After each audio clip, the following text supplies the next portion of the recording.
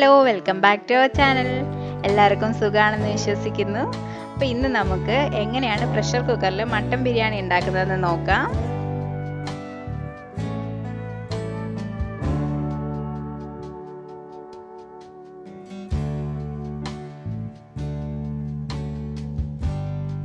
$250 gram മട്ടനാണ് ഞാൻ എടുത്തിരിക്കുന്നത്. ഇത് ഞാൻ ഒന്ന് 2-3 വെള്ളത്തിൽ നന്നായിട്ട് വാഷ് ചെയ്തെടുത്ത മട്ടനാണ്.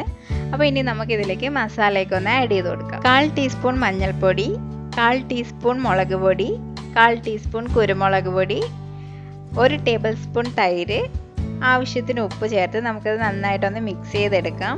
ഇപ്പോൾ ഇതൊന്ന് നന്നായിട്ട് മിക്സായി വന്നിട്ടുണ്ട്. ഞാൻ ഇനി ഇതിലേക്ക് ഒരു 1/4 ടീസ്പൂൺ കാശ്മീരി മുളക് പൊടി കൂടി ചേർക്കുന്നുണ്ട്.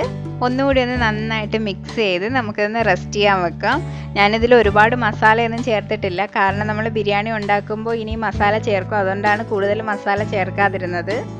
അപ്പോൾ ഈ മട്ടണിൽ മസാലയൊക്കെ ഒന്ന് നന്നായിട്ട് പിടിച്ച് വരുമ്പോഴത്തേക്കും നമുക്ക് അരിയുടെ കാര്യങ്ങളൊക്കെ നോക്കാം. ഞാനിവിടെ 2 കപ്പ് ബസുമതി റൈസാണ് എടുത്തിരിക്കുന്നത്. അരമണിക്കൂർ നേരം വെള്ളത്തിൽ കുതിർത്ത് വെച്ച ബസുമതി റൈസാണ്. അതിനുശേഷം ഞാനിതൊന്ന് നെയ്യിൽ വറുത്തെടുക്കുന്നുണ്ട്. അപ്പോൾ നമ്മൾ കുതിർത്ത് വെച്ചേക്കുന്ന അരി നന്നായിട്ട് വാർത്തെടുത്ത ശേഷം വേണം നമുക്ക് നെയ്യിലിട്ടൊന്ന് വറുത്തെടുക്കാനായിട്ട്.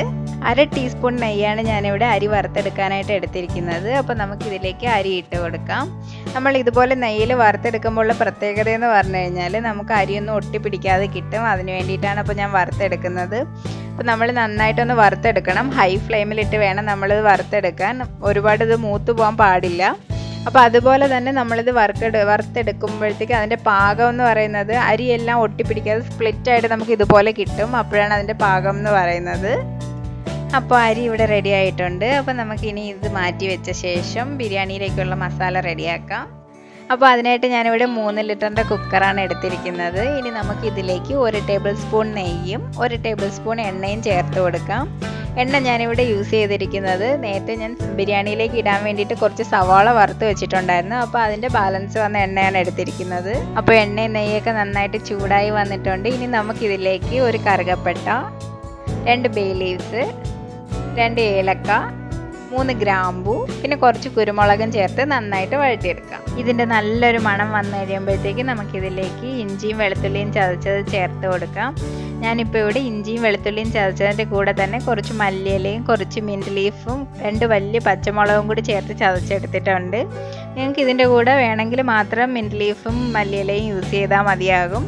ചിലർക്ക് ഇത് ഇഷ്ടപ്പെടില്ല. അങ്ങനെയുള്ളവർക്കാണെങ്കിൽ ബിരിയാണി വെന്തതിന് ശേഷം മിൻറ്റ് ലീഫും മല്ലിയിലയും ആഡ് ചെയ്ത് കൊടുക്കാവുന്നതാണ്.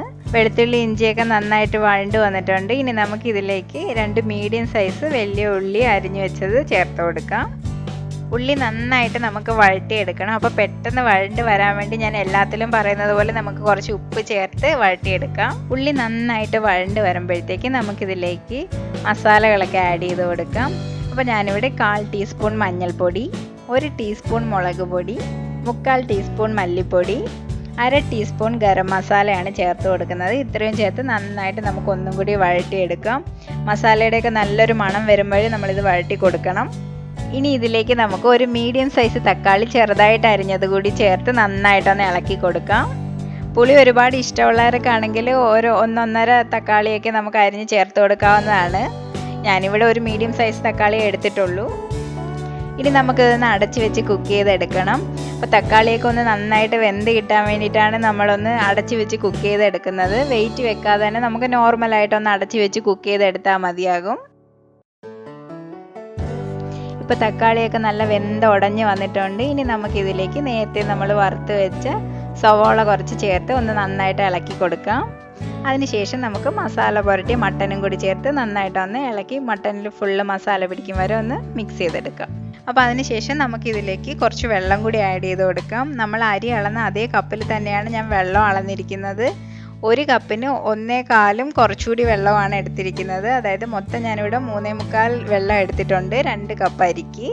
ഇനി ഇതിലേക്ക് നമുക്ക് ആവശ്യത്തിന് ഉപ്പും കൂടി ചേർത്ത് അടച്ച് വെച്ച് കുക്ക് ചെയ്തെടുക്കാം. ഒരു 3 വിസിൽ വരെ കേട്ടാൽ മതിയാകും. ഇതിപ്പോൾ ഒരുപാട് വേവുള്ള മട്ടനൊക്കെ ആണെന്നുണ്ടെങ്കിൽ നമ്മളൊരു 6-7 വിസിൽ വരെ എങ്കിലും കേൾക്കണം. ഇതിപ്പോൾ എനിക്ക് വേവ് കുറഞ്ഞ മട്ടനാണ് കിട്ടിയത്, അതുകൊണ്ട് ഒരു 3 വിസിൽ കേട്ടാൽ മതിയാകും.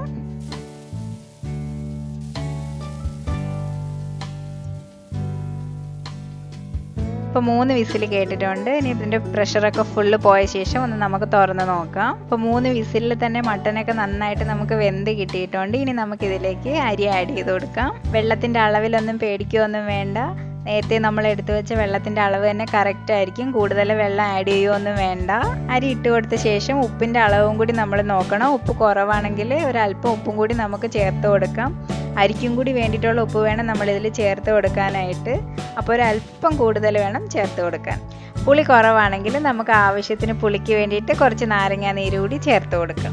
ഒന്നുകൂടി ഒന്ന് ഇളക്കി കൊടുത്ത ശേഷം നമുക്കൊന്ന് അടച്ച് കുക്ക് ചെയ്യാൻ വേണ്ടിയിട്ട് വെക്കാം. മീഡിയം ടു ഹൈ ഫ്ലെയിമിൽ വേണം നമുക്കിത് കുക്ക് ചെയ്തെടുക്കാനായിട്ട്. ഒരു വിസിൽ ഫുള്ള് വന്ന ശേഷം രണ്ടാമത്തെ വിസിൽ വരുന്നതിന് തൊട്ട് മുന്നായിട്ട് നമുക്ക് ഫ്ലെയിം ഓഫ് ചെയ്ത് കൊടുക്കണം. ഇപ്പോൾ ഇതിൻ്റെ പ്രഷറെല്ലാം നന്നായിട്ട് പോയി തീർന്നിട്ടുണ്ട്. നമുക്കിനി ഇത് ഓപ്പൺ ചെയ്ത് നോക്കാം. ഓപ്പൺ ചെയ്തപ്പോൾ തന്നെ നല്ല മട്ടൻ ബിരിയാണിയുടെ അടിപൊളി മണം വരുന്നുണ്ട്. അപ്പോൾ നമ്മൾ ചേർത്ത വെള്ളമൊക്കെ വളരെ കറക്റ്റായിരുന്നു. അരിയൊന്നും ഒട്ടിപ്പിടിച്ചിട്ടൊന്നുമില്ല. മട്ടൻ ബിരിയാണി റെഡി ആയിട്ടുണ്ട്. നമുക്കിനി ഇതൊരു ബൗളിലേക്ക് സെർവ് ചെയ്യാം. അപ്പോൾ ഇതെല്ലാവരും ഒന്ന് ട്രൈ ചെയ്ത് നോക്കണം. വീഡിയോ ഇഷ്ടമായെങ്കിൽ ഫാമിലിക്കും ഫ്രണ്ട്സിനും ഒന്നും ഷെയർ ചെയ്ത് കൊടുക്കാൻ മറക്കരുത്. ചാനൽ ഇതുവരെയും സബ്സ്ക്രൈബ് ചെയ്യാത്തവരാണെങ്കിൽ സബ്സ്ക്രൈബ് ചെയ്യണം. അപ്പോൾ വീണ്ടും പുതിയൊരു റെസിപ്പിയുമായി വരും വരെ ടേക്ക് കെയർ.